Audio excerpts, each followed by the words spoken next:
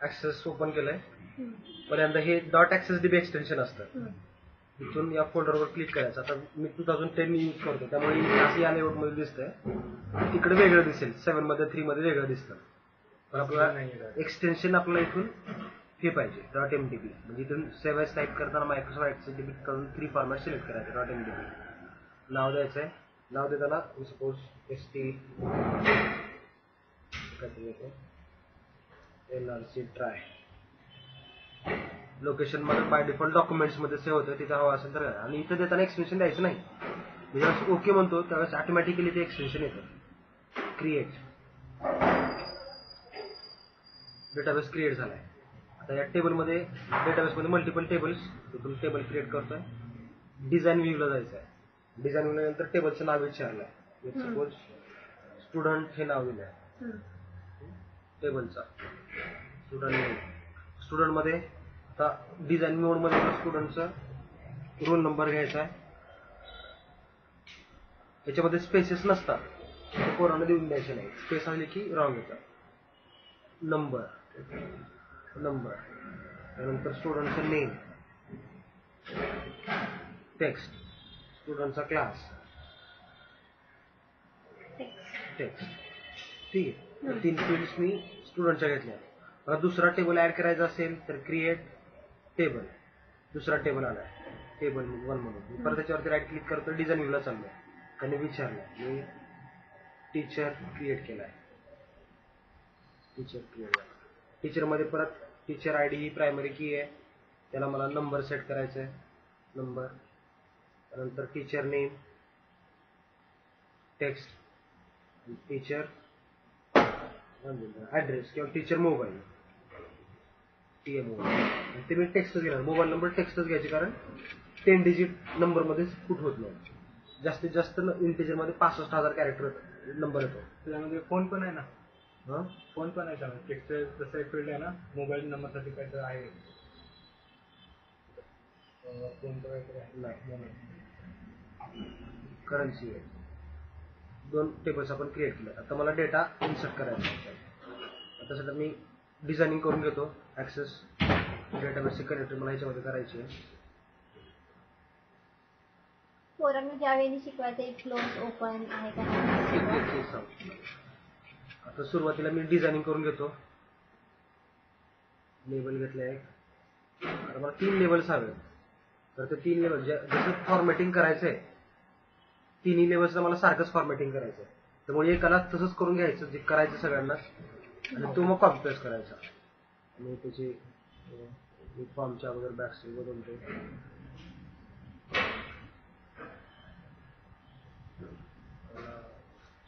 Back किंवा मला ह्याची अपीअरन्स ब्लॅक केलाय. त्याची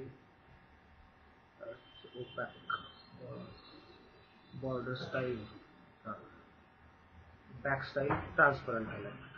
आणि ह्याला मी ऑटो साईज ट्रू सेट करतो, म्हणजे तेवढाच राहील. आणि कॅप्शन मध्ये क्लिक करतो. मला इथे स्टुडंटचा रोल नंबर, स्टुडंट रोल, तर इथे फॉन्ट,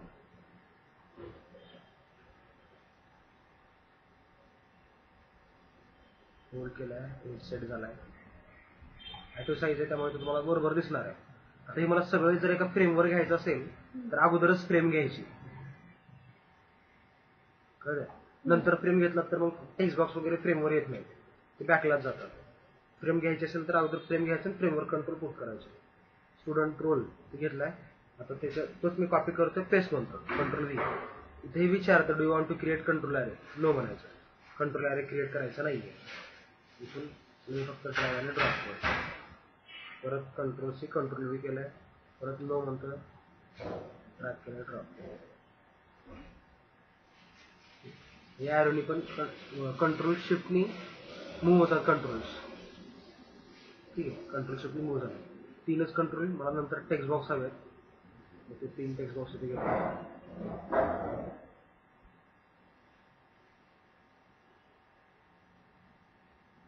त्याच्यामध्ये टेक्स्ट जे दिसतात ते टेक्स्ट नको आहे,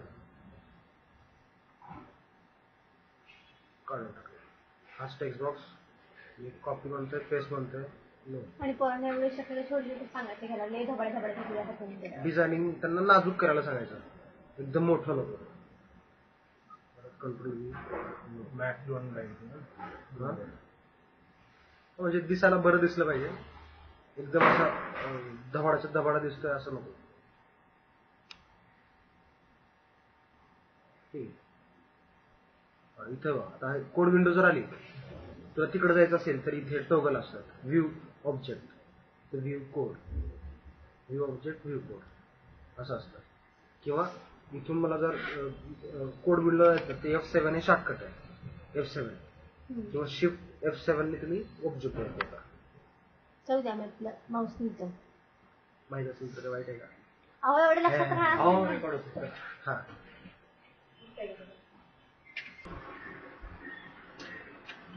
आता इथून आपल्याला डेटा सांगणार आहोत.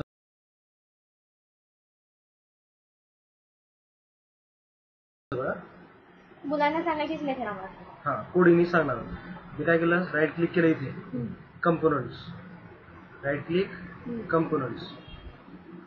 त्याच्यामधून ADO/DC कंट्रोल घ्यायचा, मायक्रोसॉफ्ट ADO डेटा कंट्रोल, हा मायक्रोसॉफ्ट ADO डेटा कंट्रोल हा एक, आणि Microsoft data grid control, Microsoft data grid control 6.0 हे घ्यायचे आणि अप्लाय म्हणायचं. इथे 2 कंट्रोल्स येतात, 2 कंट्रोल्स आले. त्यातला आता मला डेटाबेसला कनेक्टिव्हिटी करण्यासाठी पहिला कंट्रोल ADO/DC लागतो. हा ADO/DC मी ट्रॅक केलाय आणि ड्रॉप केलाय. ठीक आहे. आणि मला डेटा जो शो करायचा आहे तो डेटा मला डेटा ग्रीड मध्ये शो करता येतो, डेटा ग्रीड मध्ये शो करता येतो. आता ADO/DC ला सुरुवातीला राईट क्लिक करतो, जे प्रॉपर्टीज सेट करतो. आता इथून हे मी यूज करणार नाही, फक्त मी कनेक्शन स्ट्रिंग मला हवी आहे, ती कनेक्शन स्ट्रिंग हवी आहे म्हणून मी फक्त कनेक्शन स्ट्रिंग क्रिएट करण्यासाठी यूज करतो. जेट 4.0 इंजिन यूज करायचं आहे. नेक्स्ट, इथं आपल्याला जो डेटाबेस हवा तो डेटाबेस घ्यायचा. आपला डेटाबेस परत एकदा ADO/DC कंट्रोल घेतलाय, राईट क्लिक, प्रॉपर्टीज, आपल्याला कनेक्शन स्ट्रिंग बिल्ड करायची आहे. ही फक्त बिल्ड करण्यासाठी यूज करतो कंट्रोल. नेक्स्ट, आपला डेटाबेस सिलेक्ट करायचा आहे. डेटाबेस आपण सेव्ह केला होता डॉक्युमेंट्स मध्ये, काय होता, NRC ट्राय. ठीक आहे. यूज म्हणताय म्हणजे ओपन आहे, क्लोज केलाय, NRC try, open, test connection म्हणायचं, कनेक्शन झालं. ओके. आता ही कनेक्शन स्ट्रिंग मला दुसरीकडे यूज करायची आहे, ती मी इथून कॉपी करतोय, नंतर ही तुम्ही कॅन्सल करतोय. मी कोडिंग करणार आहे म्हणून कसं केलं. आता इथे येतोय, राईट क्लिक करतोय, ऍड मॉड्यूल म्हणतोय. मॉड्यूल काय ऍड करतो, कारण मला माझ्याकडे 10 फॉर्म्स असतील आणि 10 फॉर्म वरती जर मला डेटाबेस हवा असेल तर हा मॉड्यूल त्या 10 फॉर्म्सना डेटा देतो. आता त्या मॉड्यूलमध्ये मी एक सब रुटीन ऍड करतो. सुरुवातीला मी एक पब्लिक व्हेरिएबल, मला 2-3 पब्लिक व्हेरिएबल लागतील. पब्लिक, मी सुरुवातीला कनेक्शनचा ऑब्जेक्ट क्रिएट करणार आहे, कॉल ॲज न्यू, मला कनेक्शनचा ऑब्जेक्ट लागणार आहे, कनेक्शनचा ऑब्जेक्ट. जर हा कनेक्शनचा ऑब्जेक्ट येत नसेल, तर प्रोजेक्टमध्ये जायचं आणि इथून रेफरन्सेस सेट करायचे. आणि ते कशामुळे येतात, हे याच्यामुळे, Microsoft active data object 2.0 library जर तुमच्याकडे सिलेक्टेड नसेल तर ती रेफरन्सेस मध्ये जाऊन सिलेक्ट करायची. हे जर सिलेक्ट केली असेल तरच ती आपल्याकडे येणार आहे. म्हणजे हा कॉन का कनेक्शन, कनेक्शन क्लास तू इथून आलाय. त्या कनेक्शन क्लास तेव्हाच येईल जेव्हा ही प्रॉपर्टी सिलेक्टेड असेल तरच येईल. ठीक आहे. तसंच मी दुसरा एक व्हेरिएबल क्रिएट करतोय, public record set as new record set. ठीक आहे. आणि एक दुसरा व्हेरिएबल घेतलाय मी, स्ट्रिंग. ठीक, मला लागला तर घेतो मी. आता आपल्याला सब रुटीन्स लिहायचे. सब रुटीन म्हणजेच फंक्शन लिहायचे. डिफरन्स असतो, सब रुटीन व्हॅल्यू रिटर्न करत नाही, फंक्शन व्हॅल्यू रिटर्न करतात. सब रुटीन म्हणून त्याला पब्लिक सब रुटीन सबनी मेन्शन करतात. मी कनेक्ट नावाची सबरुटीन लिहितोय, कनेक्ट. आणि आता हा जो कनेक्शनचा ऑब्जेक्ट घेतला आहे त्या कनेक्शनच्या ऑब्जेक्टला मला ओपन करायचं आहे, म्हणजे कनेक्शन इस्टॅब्लिश करायचं आहे. त्यासाठी con dot connection string equal to G connection string आता आपण कॉपी केली आहे तिथे मी पेस्ट करतो कनेक्शन स्ट्रिंग. आणि कनेक्शन आता मला ओपन करायचं आहे. आता कनेक्शन मी काय करतो, अगोदर चेकिंग करतो. इफ कॉन डॉट स्टेट कनेक्शनची स्टेट इक्वल टू ओपन असेल किंवा 1 असेल, देन अगोदर 1 असेल म्हणजेच ती ओपन आहे, तर मी con dot close connection close करतोय. आणि इफ एंड होतो, एंड इफ कळतंय. आणि इथे मी con dot open connection open झालं. जर अगोदर ओपन असेल तर तो क्लोज ते क्लोज करायचा करून अगोदर घेतलं. ओपन असेल तर ते क्लोज केलंय आणि मग नंतर परत आणि नंतर मग परत इथे ओपन केलं. ठीक आहे. आता इथे मी कनेक्शन ओपन होतं का नाही ते मला फक्त डिस्प्ले करायचं आहे. आणि मेसेज बॉक्स मध्ये कनेक्शन ओपन,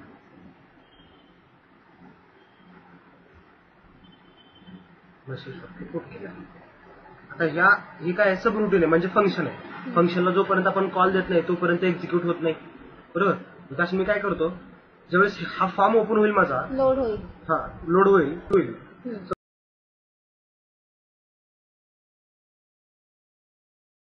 रुटीन आहे, तर मी कनेक्ट मेथडला कॉल द्यायचा. कनेक्ट मेथड कुठे आहे, ती मॉड्यूल मध्ये म्हणजे मॉड्यूल मध्ये आहे. त्या मॉड्यूलचं module नाव one इथं dot. मॉड्यूल 1 आहे.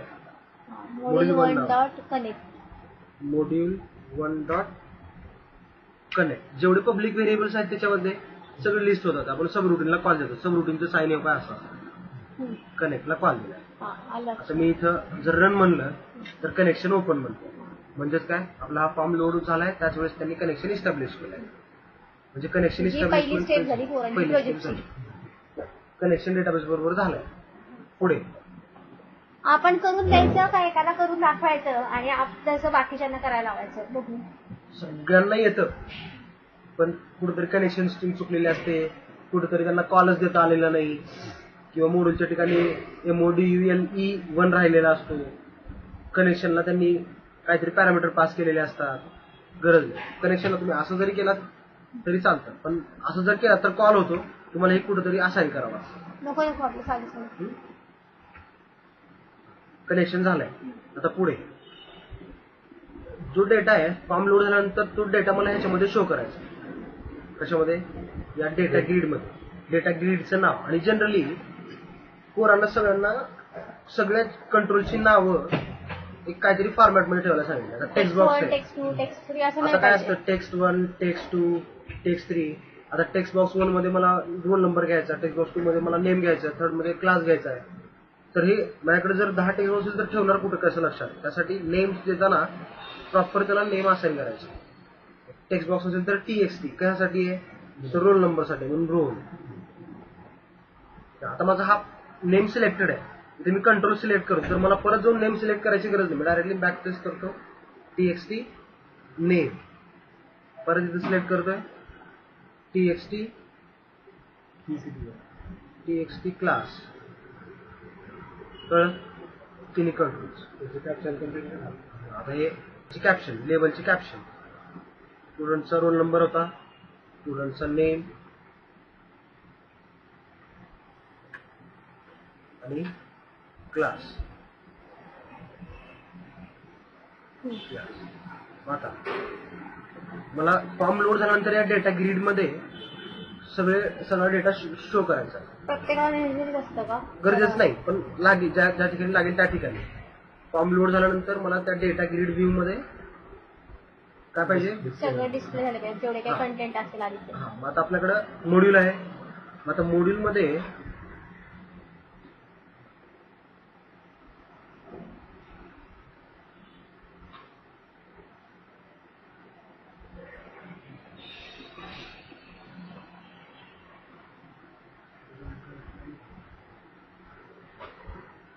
मी एक सब रुटीन लिहितोय डेटा रिट्राईव्ह करण्यासाठी. पब्लिक सब रुटीन मला डेटा डिस्प्ले करायचा किंवा डेटा रिटर्न करायचा. डेटा अंडरस्कोर आर रिटर्न, आणि ह्याला मी कॉल पास करताना एक स्ट्रिंग पास करेन जी की क्वेरी स्ट्रिंग असेल. Select star from table name, select star from table name कुठलेही असेल तर तो रिटर्न करणार आहे. मी इथे बाय व्हॅल्यू आणि बाय रेफरन्स दोन टाईपनी व्हॅल्यू आपल्याला पास करता येतात. मी बाय व्हॅल बायचं स्पेलिंग असंच असतं का? नाही, B by val query as string variable घेतलाय. ठीक आहे. तर याच्यामध्ये मला आता क्वेरी एक्झिक्यूट करायची आहे. तर आपण रिझल्ट सेटचा वर ऑब्जेक्ट क्रिएट केलाय, result set sorry record set. आता त्या रेकॉर्ड सेटला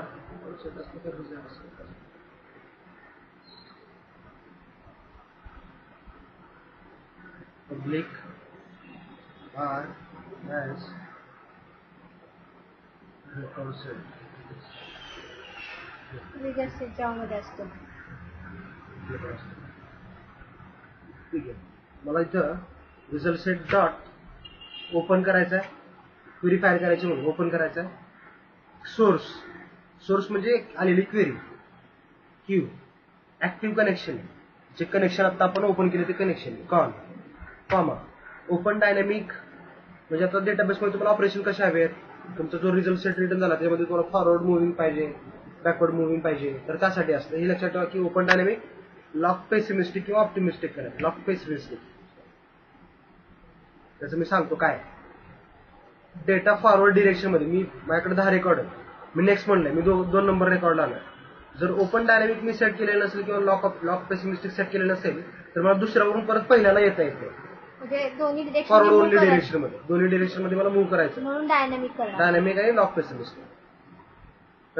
रिझल्ट सेट ओपन केलाय म्हणजे क्वेरी फायर जर झाली असेल तर तो ओपन होणार. मग ह्याचं पण तसंच आहे, स्टेट चेक करायची का? ह्याचं पण तसंच आहे. जर ओपन असेल तर अगोदर क्लोज करायचं. If result set dot state equal to 1 असेल then result set dot close करायचं आणि एंड. जर ओपन नसेल तर तो डायरेक्टली तो ओपन होणार असेल. कळलं? फक्त ओपन असलेला क्लोज करायचं, ते करायचं. सब रुटीन आहे.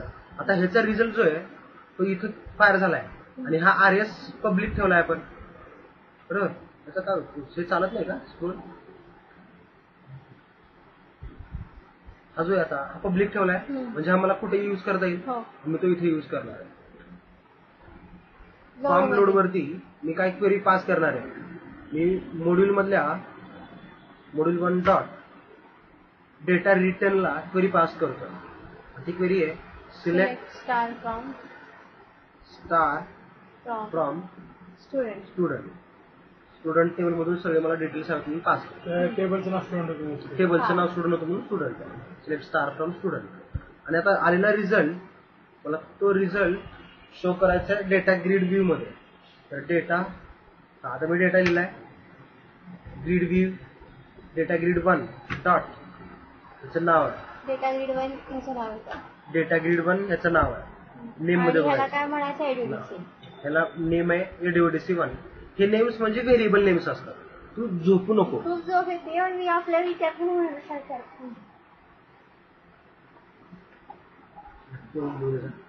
बस मूड जातो असं झोपलेलं मार्क करून. एडीओडीसी नाव आपण बदलू शकतो. हे नाव म्हणजे व्हेरिएबल नेम्स असतात जे आपण कोडिंग मध्ये युज करणार आहोत. आता डेटा ग्रीड व्ह्यू 1 डॉट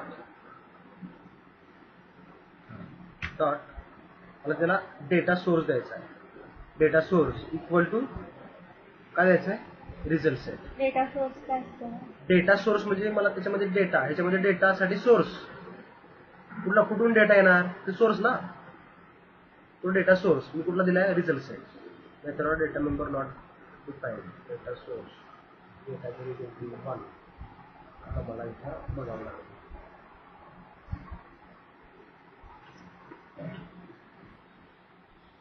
एक स्टेटमेंट फक्त ऍड करायचं त्याच्यात. म्हणजे if RS dot state equal to 1 असेल तर ते क्लोज पण म्हणायचं आणि कर्सर लोकेशन हे ऍड युजर क्लायंट म्हणजे युजरचा पॉइंटर कुठे आहे तो पॉइंटर सेट करतो युजर डिफाईन. तो सेट झालाय. तसाच तो एल्स मध्ये पण तो सेट करायचा कर्सर लोकेशन. आपल्याला आपण सेट करत होतो ना व्हॅल्यू, सेट कीवर्ड युज करतो मी. मला पॉइंटर कुठं पाहिजे तो पॉइंटर डिफाईन करायला लागतो, तर ते युजरच्या रिक्वायरमेंट नुसार तो पॉइंटर डिफाईन होतो. हे स्टेटमेंट महत्वाचं आहे. बरं. आज आणि हा कर्सर क्लोज लोकेशन करायच्या आधी केलं पाहिजे का नंतर कसं? कुठेही केलं कधी केलं तरी चालेल. चालेल का? चालेल. त्यासाठी अगोदर तो क्लोज पाहिजे. क्लोज स्टेटमध्ये असेल तरच तुला हे करता येईल. हे स्टेटमेंट मी जर नंतर लिहिलं तर चालणार नाही. हे मला स्टेटमेंट अगोदरच लिहावं लागेल. हे एक्झिक्यूट होतं. त्याचा रेफरन्स फक्त तिकडे दिलाय आपण.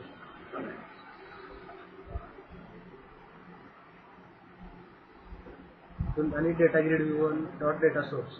आता इथे जर मी सेट यूज केला नाही तर काय होतं, ही डेटा सोर्स मेथड मिळत नाही. इथे मला सेट पाहिजे. सेट काय इंडिकेट करता ना? सेट आपण व्हॅल्यू असाइन करतोय, ही व्हॅल्यू ह्याला सेट करतो. सेट ह्याला कुठली व्हॅल्यू करायची तर सेट सिम्पल.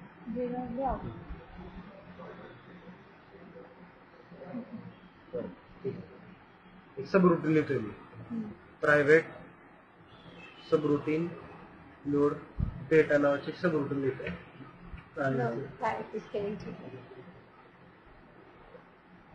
सब रुटीन त्या सब रुटीन मध्ये आता सब रुटीन का लिहायची, कारण मला ती कुठूनही कॉल देता येईल. प्रत्येक वेळेस चेंजेस झाले, मला टेक्स्ट बॉक्स मध्ये व्हॅल्यू सेट करायचे तर आपण नेम दिले txt पहिल्यांदा txt. त्याच्यानंतर काय दिलं ते मी कंट्रोल आणि एंटर केलं, सगळं मिळते. Roll dot text equal to मला कुणाची व्हॅल्यू असेल करायचे, रिझल्ट सेट मधली फील्ड्स आहेत आपल्याला. Result set dot fields of 0 dot value मी सांगतो कुठल्या फील्ड्स. तसंच txt नंतर name dot text equal to result set dot fields of 1 dot value txt. नेमच्या नंतर class dot text equal to result set dot fields of 2 dot value. मी execute कर. आता मी जे डेटा ग्रिड मध्ये डिस्प्ले केल्यानंतर मी इथून लोड डेटाला कॉल दिला. Load data call call load data execute करतात, कनेक्शन होतं. व्हॅल्यूज इथे पण दिसतात. फील्ड झिरो फील्ड वन काय बघा, ही पहिली फील्ड 0ची 1 आणि 2ची. फील्ड 0 मधला डेटा तुम्हाला हा तुम्ही एस रोल पण हा जो आहे तो हा रिझल्ट सेट मधला आहे. रिझल्ट सेट मधला डेटा आपण ह्याच्यामध्ये शो केलाय, म्हणजे ह्याच्यामधनं कळेल आपल्याला. रिझल्ट सेट मध्ये आपला पूर्ण डेटा आहे. तर रिझल्ट सेट मध्ये फील्ड्स आहेत, फील्ड 0 फील्ड 1 फील्ड 2 हे फील्ड. आता मी जर सपोज फक्त सिलेक्ट स्टार करण्याऐवजी select S name from user केलं असतं तर काय असतं, फक्त एकच फील्ड सेट 0 झाली असते. हे नेमच फील्ड आहे. तर फील्ड जी रिझल्ट सेट मध्ये येते ती 0 का टेबल मधली रिझल्ट 0? सेट मध्ये जी येते तीच आहे. सिलेक्ट स्टार फ्रॉम केलं तर सगळाच टेबल येईल. हा, जर मी 0 name 1 केलं 2 असतं असेल. तर? जर मी एस नेम आणि एस क्लास केलं, select S name comma S class from student, मग एस नेम एस नेमला 0 येईल हा. आणि एस क्लासला 1 येईल. हा, आलं लक्षात. तसं पण घेता येईल. किंवा दुसरा बेटर वे, इथे डायरेक्टली त्याचे नेम घ्यायचे. ऍट्रिब्यूटची नाव वापरायची. काय होतं ऍट्रिब्यूटचं name S roll, S roll. पण आलं ते लक्षात. एक्झॅक्ट यायला पाहिजे. S roll capital. आलं तसं पण लक्षात. हे असं कळलं मला. कळलं. ते पुढचे चेंज होत नाही का? 0 जिथून स्टार्टिंग आहे तिथून 0 होत नाही. कुठून 0 1 2 तू याला नेम दिला आणि तो 1 2 दिला ना, ते चालतं ना.